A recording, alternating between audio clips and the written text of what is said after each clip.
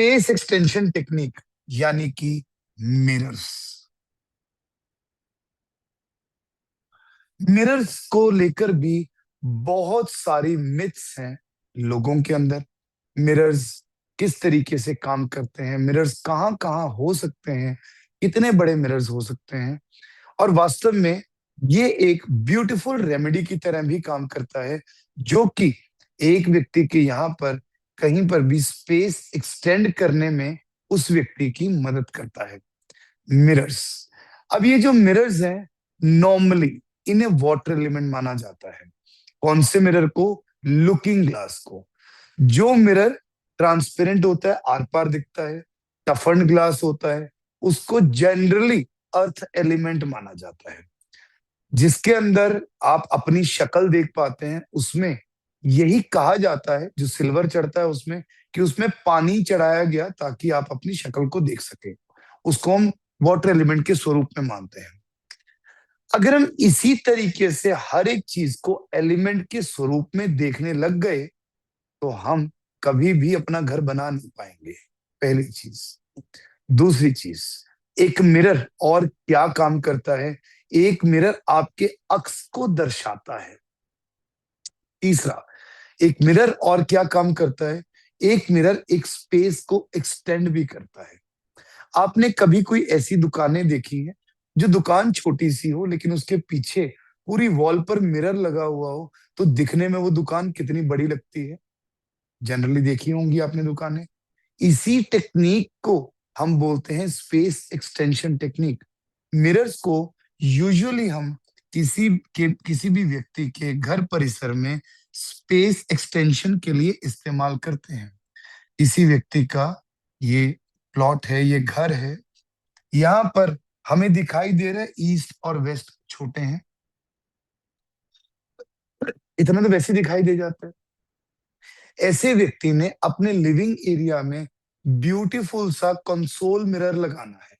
Living area में लगते हैं ना बड़ा सा शीशा, सुंदर सा डेकोरेटिव सा शीशा। अगर वो व्यक्ति उस शीशे को ईस्ट में लगा देता है, तो ये एरिया ऑटोमेटिकली एक्सटेंड हो जाता है। बट कहां पर? लिविंग एरिया के अंदर अगर इसको लगाते हैं, जहां पर स्पेस उस व्यक्ति को ओपन मिले, जहां पर स्पेस उस व्यक्ति को ओपन मिले, वहीं पर यहीं से रिफ्लेक्शन लेकर ये इस एरिया को उतना ही बड़ा दिखाता है। कुछ लोगों के मन में भ्रांति आती है, अरे कोई कॉन्वेक्स कॉनकेव नहीं, अभी उनकी बातें नहीं चल रही है, वो भगवा मिरर होता है, उसके बारे में बाद में बात करेंगे। कोई भी जगह होती है, ईस्ट के अंदर वेस्ट दिखाई दे रहा है, व्यक्ति कहते हैं तो वेस्ट तो नहीं एक्सटेंड हो रहा। ऐसा नहीं है कि इसके एट्रीब्यूट्स इसमें आ रहे हैं, बस आपकी ये स्पेस एक्सटेंड हो रही है। कहां पर हो रही है? आपके लिविंग एरिया के अंदर या एक हॉल के अंदर जब आप लगाते हैं वहां पर। पहला पॉइंट क्लियर हो गया। दूसरी चीज, क्योंकि मिरर्स को हम वाटर एलिमेंट भी मानते हैं, क्योंकि मिरर को हम वाटर एलिमेंट भी मानते हैं, तो इसे हम कभी भी फायर या अर्थ के जोन में रेमेडी करते समय नहीं लगाते। यहां पर हम रेमेडी कर रहे हैं, राइट? अब यहां पर किसी ने लिखा है सर फेसिंग इज इंपॉर्टेंट। खुद ही थोड़ा सा दिमाग लगा लो, दीवार के साथ लगाया है, इधर की तरफ देखा है, तो इसमें फेसिंग का रोल कहां से आ गया?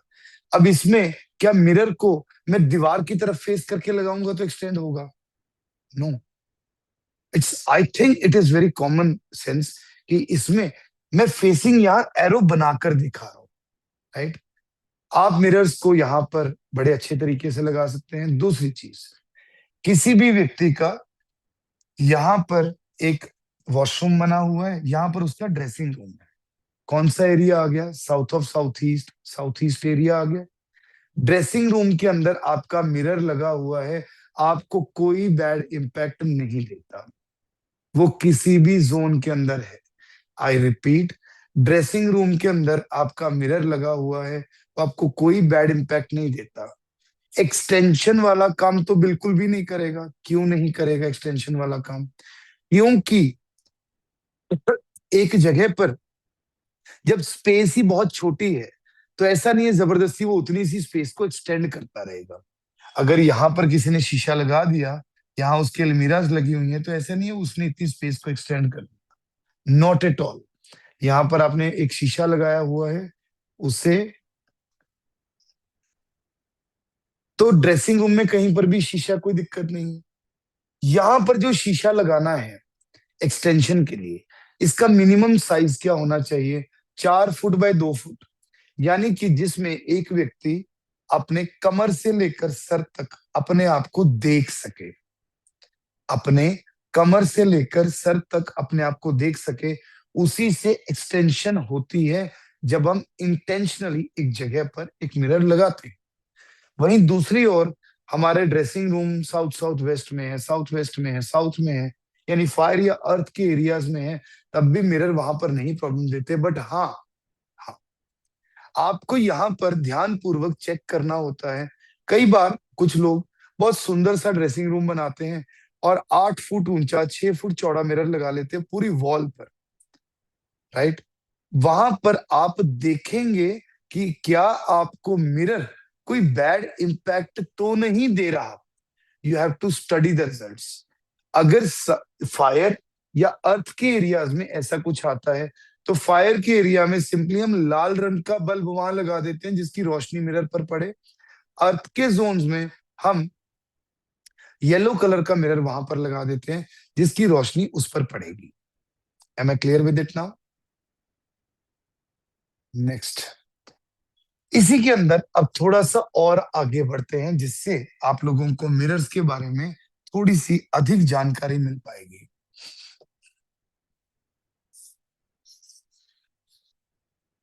एक सैलून है, राइट? एक सैलून नॉर्थ फेसिंग है, ये उसका ईस्ट है, ये उसका साउथ है, ये उसका वेस्ट है। नॉर्मली सैलून की अगर हम बात करें, एक शीशा यहाँ लगा, एक शीशा यहाँ लगा, एक शीशा यहाँ लगा, एक यहाँ, एक यहाँ, एक यहाँ, ऐसे ही होते हैं। नॉर्मल की बात कर रहे हैं, डिजाइनर पे बाद में आएंगे।